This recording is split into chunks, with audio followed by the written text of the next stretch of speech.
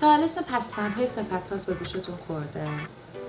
ممکنه یه سری کلمه ها رو داشته باشیم که نقش فعل یا اسم توی جمله داشته باشن و میخوایم ما اونا رو به عنوان صفت توی جمله استفاده بکنیم.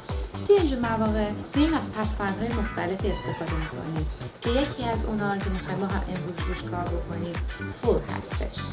برای مثال ما هممون میدونیم که help به معنی کمک کردن، ولی میخوام وقتی این رو راجع به یه شخصی استفاده بکنم باید اون به صفت تبدیلش بکنم. پس میتونم بگم helpful، یعنی کسی که خیلی کمک کننده هست. For example, success یعنی به معنی موفقیت. حالا میخوام این رو راجع به یه شخصی استفاده بکنم.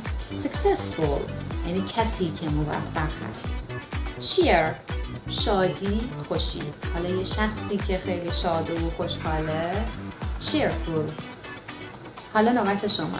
hope به معنی امید داشتنه. حالا کسی که امیدواره برام دایرکت کنید.